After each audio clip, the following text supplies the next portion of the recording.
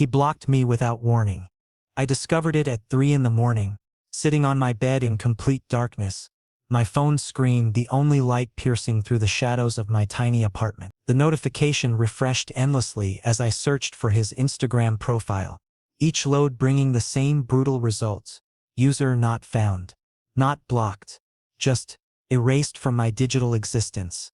The physical ache was worse than any heartbreak I'd imagined before this moment. My chest felt like someone had carved out the space where my heart lived and replaced it with concrete. 3 hours earlier, I was in his penthouse on the 42nd floor, watching the entire city sprawl beneath us like someone had painted it specifically for this moment. His penthouse wasn't just expensive, it was a statement. Floor-to-ceiling windows that made you feel like you were floating above the world, minimalist furniture that cost more than my annual salary, and art on the walls that I pretended to understand while secretly having no idea who the artists were. But none of that mattered because his mouth was on my neck and his hands were tangled in my hair and he was whispering words against my skin that made my entire body feel alive in ways I didn't know were possible. My name is River. I'm 26 years old.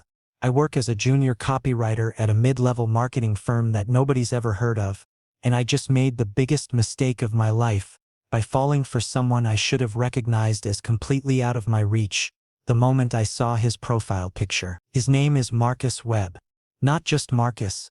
Marcus Webb, as in Webb Industries, as in the guy whose company commercials play during every major sporting event. CEO at 32. Brilliant.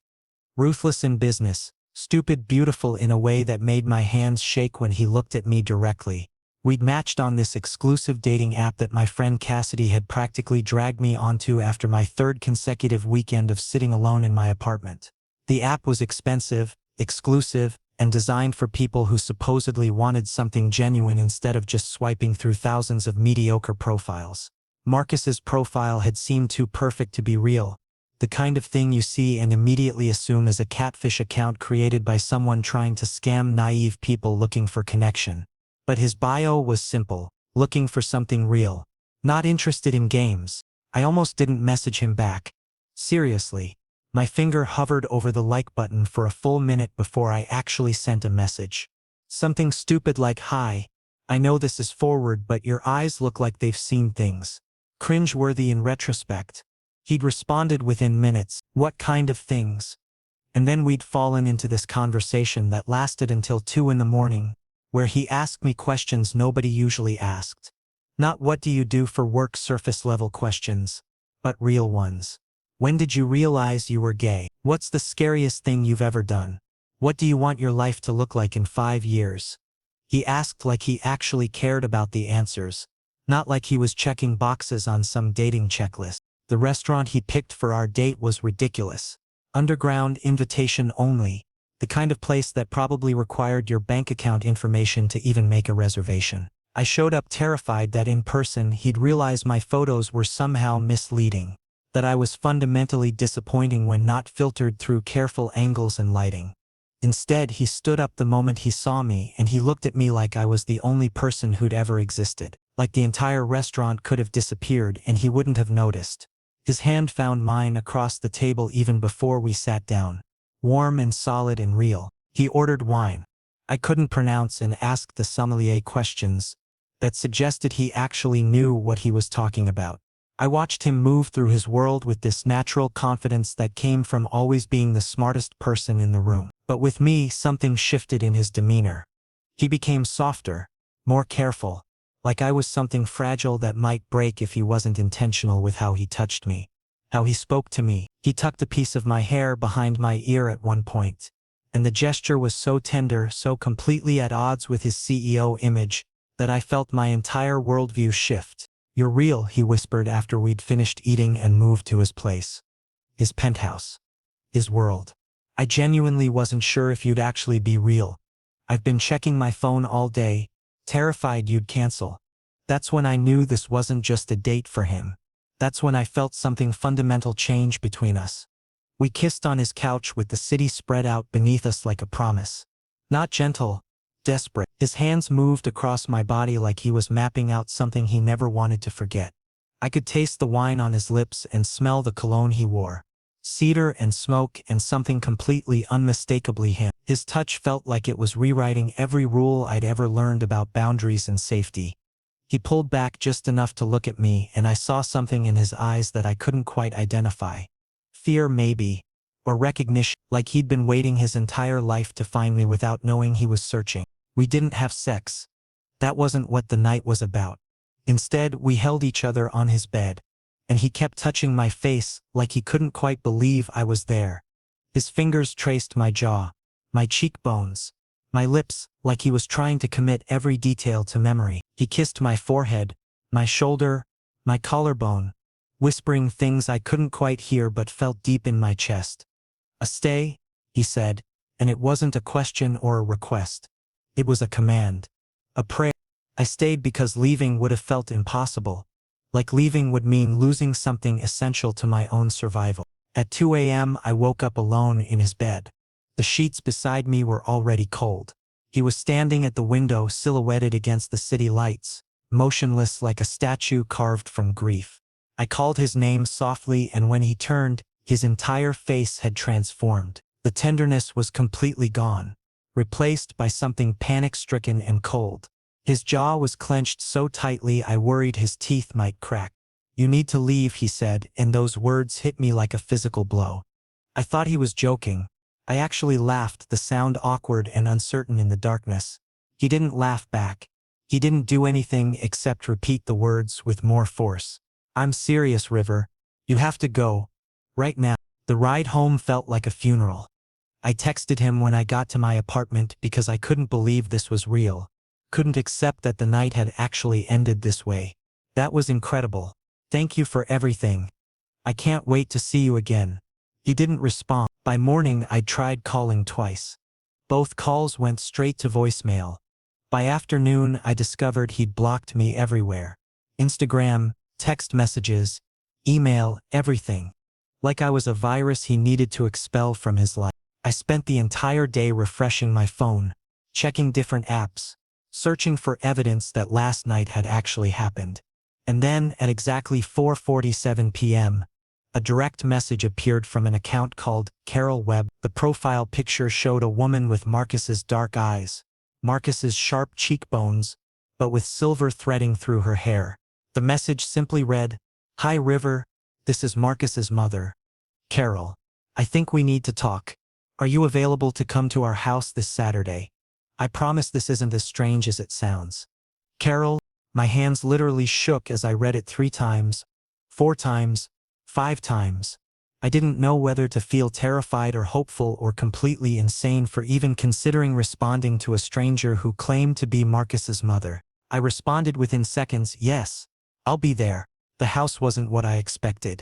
I'd assumed, based on Marcus's penthouse and the exclusivity of his entire existence, that his mother would live somewhere equally impressive. Another monument to wealth. Another space designed to make ordinary people feel small and inadequate. Instead, Carol Webb's house was a sprawling Victorian mansion, painted soft gray with white trim, surrounded by an actual garden filled with flowers I couldn't identify. Ivy crawled up the sides of the house like it had been growing there forever, and there was a porch swing that looked like something from a different century. It was beautiful in a way that felt intentional rather than accidental, like someone had genuinely wanted to create a home instead of an investment property. I almost drove away 17 times. Literally 17 times. I pulled up to the curb, looked at the house, and thought about reversing back onto the main road and pretending I'd never received that message. Showing up at someone's mother's house after being blocked by their son is social suicide. It's the kind of thing that doesn't recover. The kind of choice that marks you permanently as the obsessed ex-lover instead of a normal human being. But curiosity is a monster, and I needed answers more than I needed self-preservation. Carol answered the door before I even finished ringing the bell, like she'd been waiting by the window. She was taller than I expected, with the same dark eyes as Marcus, but hers held this warmth that immediately made me feel less like an intruder. She was wearing an actual apron with flour dusted across it, and her silver hair was pulled back in a messy bun. She looked like someone's mother in the most genuine sense, not like a woman trying to maintain an image, but like someone who actually lived her life instead of curating it. "River," she said, smiling like she'd known me my entire life. Come in, sweetheart. I apologize for the mess. I was just finishing up some baking. The house smelled like vanilla and cinnamon and warmth. The kind of smell that makes you feel like you're finally home even if you've never been there before. She led me into a massive kitchen that somehow managed to feel both luxurious and completely welcoming. There were cookie sheets cooling on the counter, flour dusting the granite surfaces, and a wooden table that looked like it had hosted thousands of family dinners. Carol poured tea into mismatched mugs. Clearly not the fancy china kind, just regular cups that looked well used and genuine. We sat across from each other and Carol wrapped her hands around her mug like she was gathering courage. Marcus mentioned you, she started, and my stomach immediately dropped into my feet. Not much. He doesn't tell me much these days. But he said your name while he was sleeping 3 nights ago. First time in 3 years he's done that. For years he's just made these strangled sounds, like he's having nightmares even when he's unconscious. But hearing your name, hearing him say it softly like a prayer, that was different. I didn't know what to say to that, so I stayed silent and waited for her to continue. Carol didn't wait for my response anyway. She just kept talking, her fingers moving around the mug like they needed something to do. My son is complicated, she said finally. He's brilliant. Yes. He's successful in ways that most people only dream about. He's everything society tells you to want and be. But he's also broken in ways that nobody can see unless you're looking specifically for the fractures. She looked at me directly then and I felt completely exposed, like she could see through every defense I'd ever built. He has this habit of running when people get too close to him. He believes that if he pushes them away first, the rejection won't hurt quite as much. It's not logical, it never works. But that's the pattern he's created for himself. Why are you telling me this? I asked, even though part of me already knew. Part of me was already hoping for something I couldn't even articulate. Carol smiled, and it was tinged with sadness. Because he blocked you and then he didn't sleep for 2 days. Because he's been checking your profile obsessively from a fake account thinking you wouldn't notice. Because he sent me your photograph 17 times asking if I thought you were too good for him. If I thought you were out of his league. Because my son is an absolute idiot when it comes to matters of the heart. And I'm exhausted from watching him sabotage every good thing that comes into his life. She reached across the table and took my hand. And her grip was warm and steady and real. Let me tell you about Marcus, she continued. 4 years ago he was engaged to someone. A woman named Stephanie. They'd been together for 5 years. He was going to propose on a trip to Paris. He had the ring. He had the plan. And then he found out she was sleeping with his business partner, his best friend, for the entire last year of their relationship. It destroyed something in him. Not just his trust in people, but his ability to believe that vulnerability could ever be safe. Carol squeezed my hand. After that he just shut down. Completely. He threw himself into work like it was a substitute for living. He convinced himself that emotions were a weakness. That needing people was pathetic. I watched my son become colder and emptier with each passing year. I started to think maybe he'd spent so much time protecting himself that he'd forgotten how to let anyone in. She paused, taking a long sip of tea. And then you came along. He came to dinner last week and for the first time in years, he actually seemed alive. He couldn't stop talking about you. Not your appearance or your accomplishments, but your sense of humor, your kindness, the way you make him feel like he's capable of being better than he is. Something in him shifted when he met you. But he blocked me, I said, my voice cracking despite my best effort to stay composed. He made me feel like I was nothing, like I imagined the entire night. Yes, he did, Carol agreed. Because fear makes people do terrible things. Scared people run river. They sabotage. They convince themselves that it's better to destroy something beautiful than to risk getting hurt. She leaned back in her chair. I'm not asking you to fix my son. That's not your responsibility, and honestly, it's not possible. Nobody can fix anyone else. But I asked you here, because I think you deserve to know the truth before you decide whether this is worth fighting for. Some people are worth the effort. Some people are worth the risk. My son is one of them. Whether that's true for you, that's your choice to make. The front door opened then, and Marcus walked in like he'd just finished work. For a suspended moment, we both just stared at each other. His face drained of all color. His eyes went wide, then narrowed, then went wide again like he couldn't decide how to process what he was seeing. He looked at his mother with an expression that was part betrayal, part panic. "What the hell is this?" he demanded, his voice cutting through the kitchen like a blade. "Mom, what did you do?" Carol stood up calmly, completely unbothered by his anger. "I invited River for tea." "Is that illegal now?"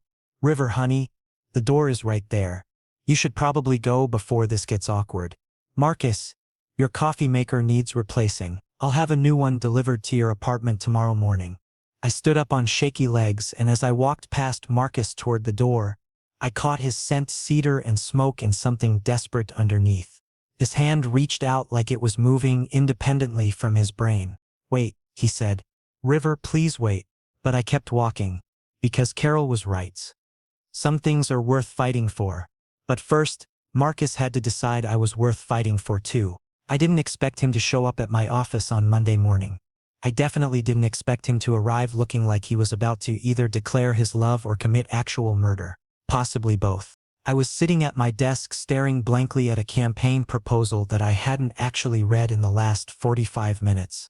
When my coworker Jen nudged my shoulders so hard I nearly fell out of my chair. River?" she said, her voice pitched higher than normal. "There's a situation happening in the lobby. A really, really hot situation. In like, an incredibly expensive suit. And he's asking for you specifically. He also looks like he might have committed a crime and is about to commit several more." My heart stopped completely.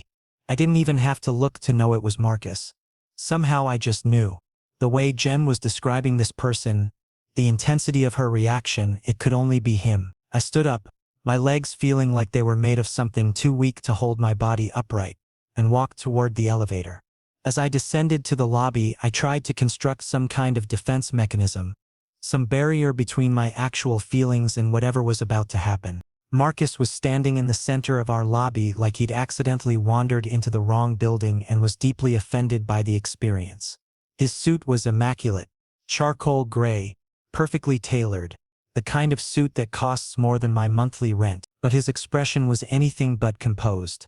He looked angry and desperate and determined all at once, and every single person in the office was staring at him like he'd personally invented attractiveness and had decided to grace our building with his presence. "Don't do this here," I said quietly, pulling him toward the stairwell before anyone could approach us or try to make conversation. The moment the door closed behind us, he pushed me against the wall. Not aggressively, just intensely, like he needed to anchor himself to something real, something solid, something that wouldn't disappear if he stopped holding on. "I can't stop thinking about you," he said, and his voice was rough like he'd been screaming, exhausted like he hadn't slept in days. "It's been 4 days, River. 4 entire days, and I feel like I'm losing my mind. Do you understand what it's like to block someone and then immediately regret it but be too much of a coward to unblock them? To check their profile from a fake account just to see if they're still alive? Still functioning, still existing in this world? To wake up and realize that every single breath feels like a punishment?" His hands moved to cup my face, and I could feel them shaking. His eyes searched mine desperately, like he was looking for some kind of confirmation that I was real, that I hadn't disappeared, that I was still here despite him trying to erase me. "Then why did you do it?" I asked, and I could feel the tears starting even though I'd promised myself I wouldn't cry. "Why did you make me feel insane? Why did you treat me like I was completely disposable the second things became too real for you?" "Because I was terrified," Marcus said, and there was this rawness in his voice that felt like it was cutting open something in my chest. "Because you saw me that night, completely saw me. Not the CEO version, not the successful version, not the version I've spent years carefully constructing. You saw the actual me. And that's the most dangerous, the most absolutely terrifying thing that's ever happened to me. When people see who you really are, they have the power to hurt you in ways that are impossible to recover from. I've been hurt before, and I promised myself I'd never let it happen again. So I did the only thing I know how to do. I ran. I pushed you away before you could realize what a disaster I am and leave on your own terms. I wouldn't have left you," I whispered, and the words felt like they were pulling something essential from inside me. "I know," he said, and his voice broke. That's exactly what terrifies me. You're not leaving, even now after I was cruel, even after I made you feel like nothing. You're standing here, and I don't know how to exist in a world where someone loves me despite knowing exactly who I am. We stood there in that stairwell, pressed against each other in the dim light that filtered through the small window in the door. His forehead rested against mine and our breathing synchronized until it felt like we were the same person. This moment felt suspended outside of regular time, like nothing else existed except the two of us. "I'm sorry," Marcus said, and the words seemed to cost him something. "I'm genuinely sorry, River, and I know an apology isn't nearly enough. I know I absolutely don't deserve another chance after treating you like you were disposable. But I'm asking anyway. I'm asking because going back to the way things were before you feels like dying slowly. I can't do it. I won't do it. I can't live in a world where you're not in it." My phone buzzed then. A text from Jen. "Girl, he's still in the lobby. Corporate is asking questions. Make your move before security gets involved." I almost laughed. Almost. But then I looked at Marcus, really looked at him, and I saw the fear in his eyes, the hope, the desperate need for me to give him another chance. And I said the one thing I knew would change absolutely everything between us. The one thing that would force him to commit to actually trying instead of running. "Then stop running," I said. "Stop running, Marcus. Stay. Fight for this. Fight for me. Fight for us. Because I can't do this alone, and I won't accept anything less than your complete commitment to not destroying this again." He kissed me then, right there in the stairwell of my office building, like he was trying to promise me forever with just his lips and his hands and his presence. "Never again," he whispered against my mouth. "I promise you, River, I will never run again." Marcus wouldn't stop talking about his family on the drive to his parents' house. His fingers were gripping the steering wheel so tightly that his knuckles had turned white, and every few minutes he'd take a deep breath like he was preparing himself for battle, which honestly wasn't far off from what this actually was. "My mother is brilliant, but she schemes," he said, glancing at me quickly before returning his attention to the road. "She's going to try to make this moment feel significant, which it is, but she'll do it in this way that's both incredibly effective and absolutely mortifying. My father, on the other hand, doesn't really understand the concept of me being gay. Not in a homophobic way, exactly, but in a way where he thinks I've made a lifestyle choice rather than accepted a fundamental part of who I am. He'll be polite to you, but there will be this underlying current of assessment, like he's calculating whether you're worth my attention or if I'm having some kind of phase." "Marcus," I said gently, reaching over and placing my hand on his thigh. "It's going to be fine. You haven't met my sister yet," he continued, completely ignoring my attempt at reassurance. "Brooke is 23, completely unfiltered, and has absolutely no sense of social boundaries whatsoever. She will ask you intrusive questions about our sex life, our future plans, and whether you're using protection. She will do this within the first 5 minutes of meeting you. She means well, but she's basically a human bulldozer. So yeah, you still want to go through with this, because I completely understand if you want to bail." I squeezed his leg. "I want to meet your family, Marcus. This matters to me. You matter to me." The house was everything I expected it to be. Intimidating and beautiful and absolutely dripping with old money aesthetic. It was a colonial-style mansion painted pristine white with black shutters, surrounded by manicured gardens that probably required a full-time staff to maintain. There was a circular driveway with a fountain, actual stone lions flanking the front entrance, and windows so clean they looked like they were reflecting a different reality. Marcus's father was waiting in the foyer when we arrived. Richard Webb was tall, taller than Marcus actually, with salt and pepper hair and the kind of stern expression that suggested he spent his life disappointed in other people's choices. When he shook my hand, his grip was firm but not warm. His eyes assessed me like I was a business acquisition. He was considering but hadn't yet decided whether the investment was worth it. "Welcome," he said, the word coming out polite but distant. "Marcus speaks of you frequently." It wasn't a compliment. It was a statement of fact delivered with absolutely no emotional content. Carol appeared from the kitchen then, wearing a flowing dress that somehow managed to look both expensive and comfortable. She took one look at me and immediately pulled me into a hug that felt genuine and warm. She whispered something in my ear that I couldn't quite hear but felt in my chest. Then she winked at Marcus like they were conspirators. which they absolutely were. And then Brooke emerged from upstairs like a tornado made of enthusiasm and blonde hair.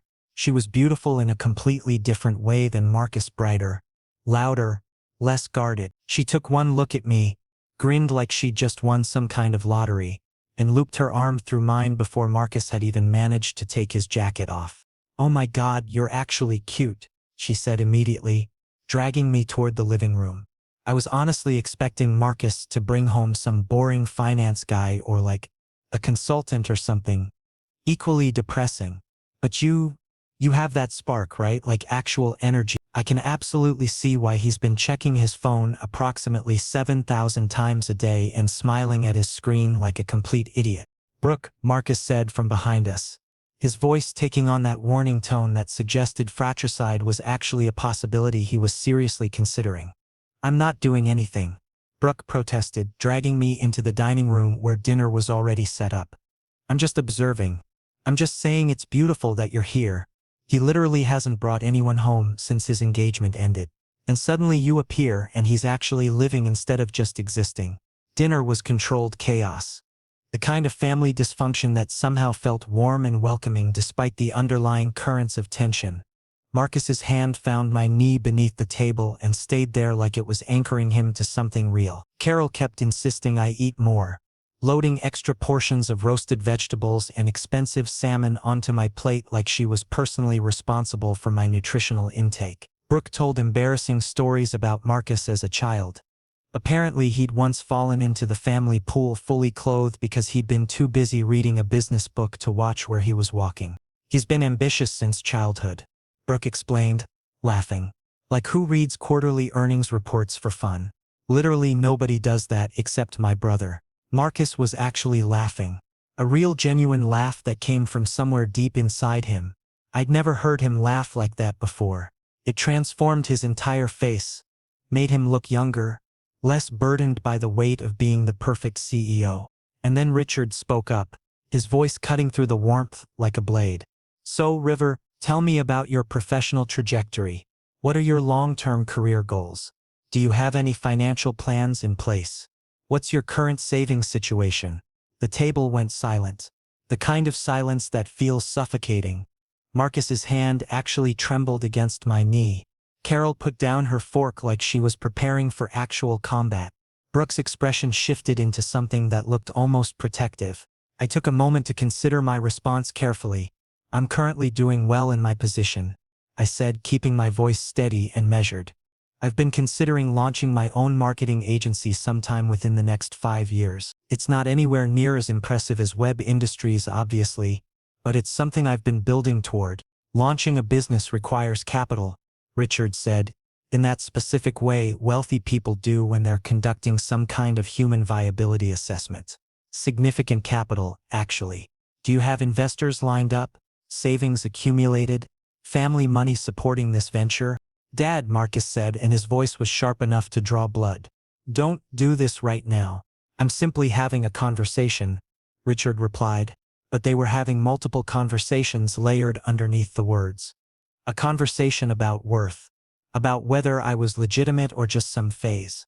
About whether I was genuinely interested in Marcus or just chasing money and status. I squeezed Marcus's hand and took a deep breath. "Mr. Webb, I need to be completely honest with you," I said, looking directly at Richard. "I'm not with Marcus because of money. I literally didn't know who he was when we met. Our entire connection happened because he seemed like someone worth getting to know, not because of his bank account. And yes, I'm absolutely terrified right now. Terrified that I'm going to disappoint him. Terrified that I'm not accomplished enough, or good enough. Terrified that he's eventually going to realize this is just temporary for him. But I'm here anyway. I'm here because Marcus matters to me in ways that are terrifying and confusing and absolutely impossible to ignore." The silence that followed felt like it lasted for eternity. Then Carol actually started applauding, literally clapping her hands together like I'd just delivered an Oscar-worthy performance. Brooke was grinning at me like I'd just become her favorite person on the planet. And Richard's expression shifted into something that resembled genuine respect. Marcus stood up then, still holding my hand, and lifted it to his lips. He kissed my knuckles slowly, deliberately, right there in front of his entire family. It was a statement, a declaration, a complete rejection of any shame or hesitation. "He's mine," Marcus said, directing the words at his father with absolute certainty. "And I'm his. I've spent years believing that vulnerability was weakness, that needing someone was pathetic. But River showed me that was just fear talking. And if you can't respect my choice, if you can't accept this, then I don't require your approval anymore." The power in that moment was undeniable. It wasn't just a statement about me or about us. It was Marcus finally claiming his own life, his own heart, his own right to love someone openly and without apology. We didn't leave immediately after dinner. That's what shocked me the most. I expected Marcus to make some kind of hasty exit to protect me from any further interrogation or awkwardness. Instead, we stayed until nearly midnight, helping Carol clear the table and wash dishes while Brooke regaled us with stories about Marcus's teenage years. There was one particularly memorable tale about him attempting to cook dinner for a girl he liked and somehow managing to set the kitchen curtains on fire. Even Marcus laughed about it, and the sound of his genuine amusement felt like a gift. Richard had retreated to his study around 10, but before disappearing, he'd paused in front of me and offered a simple nod. Not exactly a warm gesture, but acknowledgement. A beginning. Carol hugged me so tightly I could barely breathe, whispering something about being proud of me. Brooke made me promise we'd hang out without Marcus. Eventually, because she wanted to tell me even more embarrassing stories that her brother wouldn't approve of. Around 1 in the morning, Marcus drove me away from his family's house, but instead of heading directly to my apartment, he took an exit I didn't recognize and drove until the city lights spread out before us in all their glittering glory. We were at some kind of overlook, a hidden parking spot that looked out over the entire metropolitan skyline. The city was alive below us, thousands of lights creating this impossible landscape that made everything feel temporary and eternal at the same time. He parked the car but didn't turn off the engine. We just sat there in complete silence for what felt like hours, though it was probably only minutes. Finally, Marcus turned to face me and I could see the vulnerability written all over his face. "I need to tell you something," he said, his voice careful and measured. "Something I should have explained much earlier. Something I've been trying to find the right words for." My stomach dropped immediately. I knew that tone. That was the precursor to a breakup speech. That was the voice of someone about to deliver devastating news with as much gentleness as possible. "The night we first met, at my penthouse," Marcus continued, staring out at the city lights like they held answers to questions he'd been asking for years. "I didn't plan to have a complete emotional breakdown. That wasn't the agenda.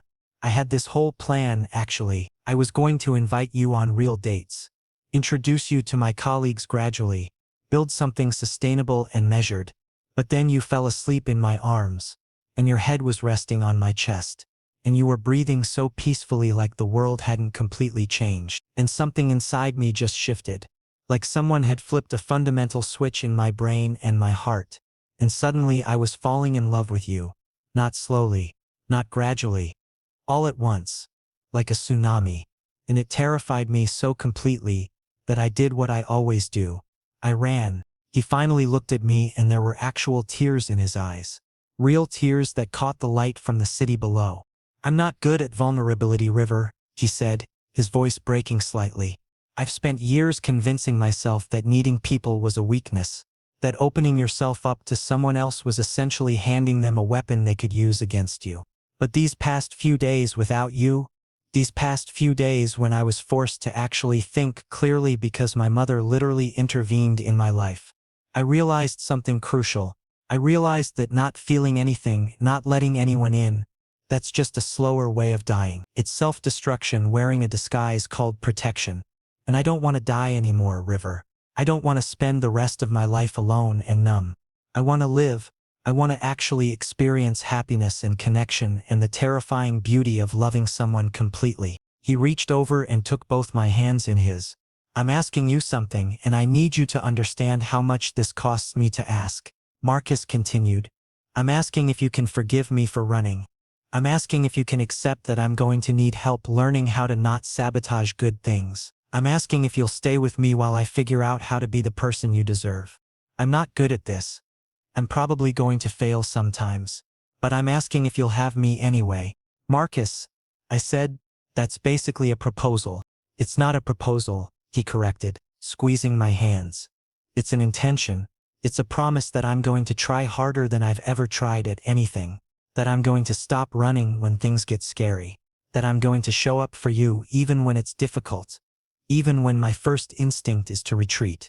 That I'm going to choose you over and over for as long as you'll let me. The rain started then, not gradually.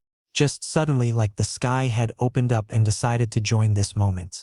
It came down hard, pounding against the windshield, creating this wall of water that made the entire world outside the car disappear. Inside, everything felt intimate and enclosed and perfectly private.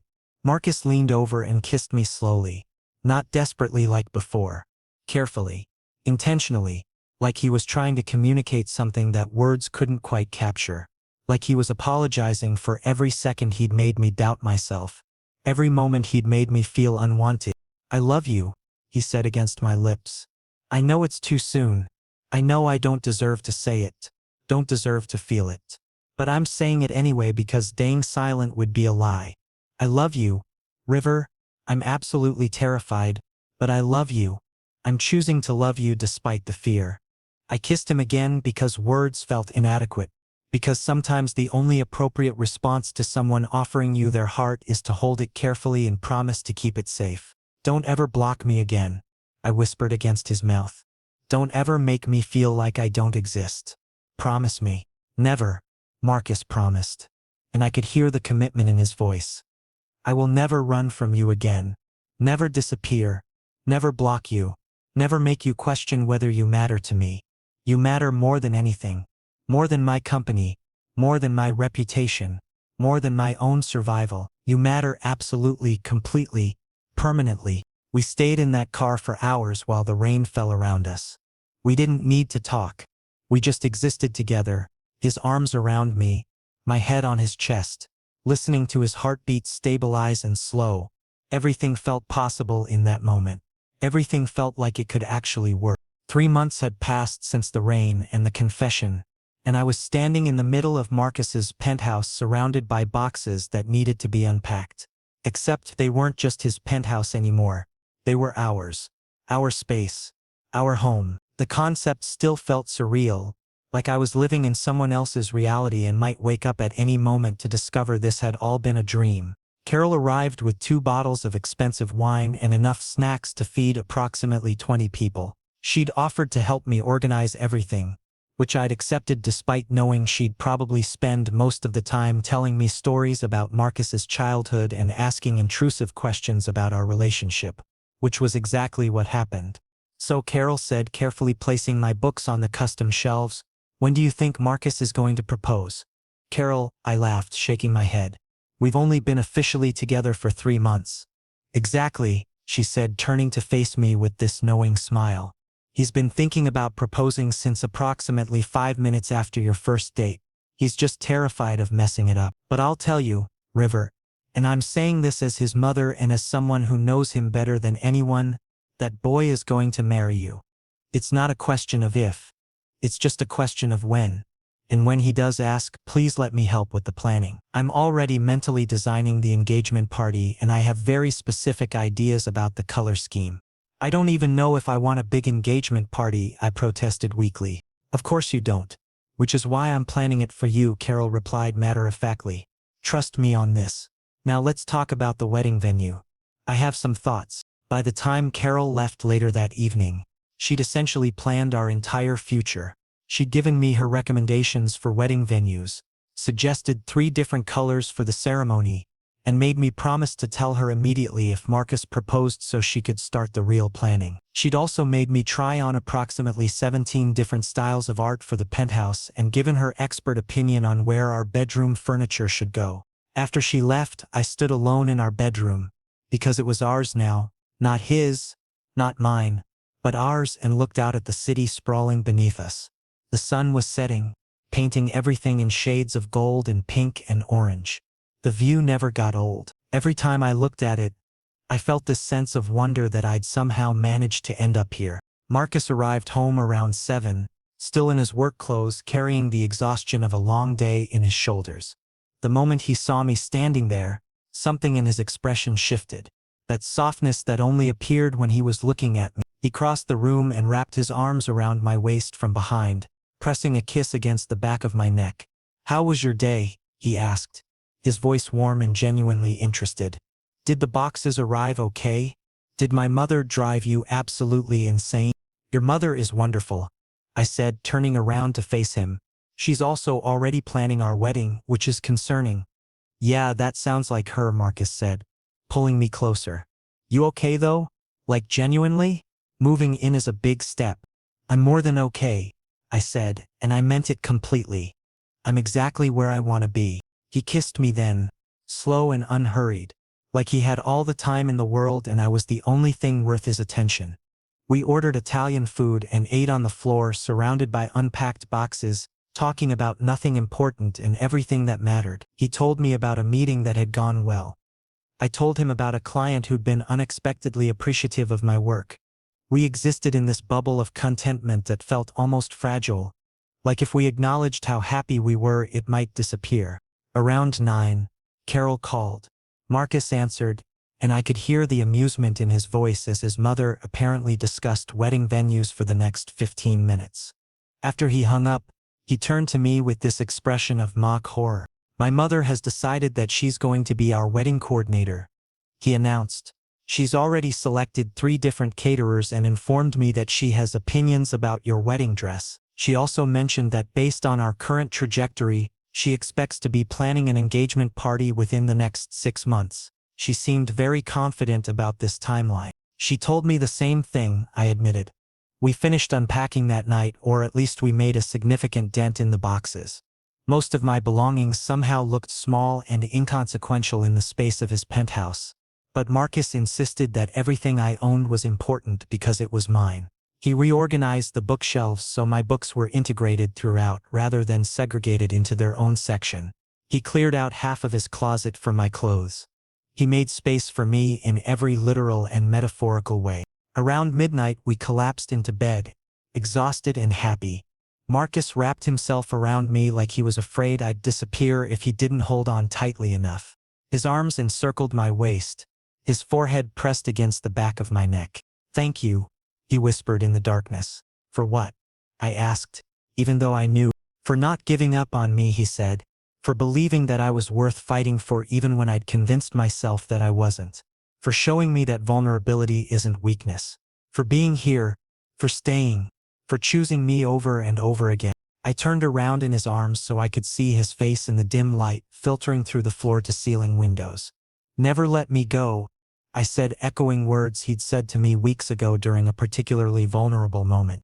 "Never," he promised, kissing my forehead. "I'm never letting you go, River. Never again. For as long as I exist, you have me. Completely.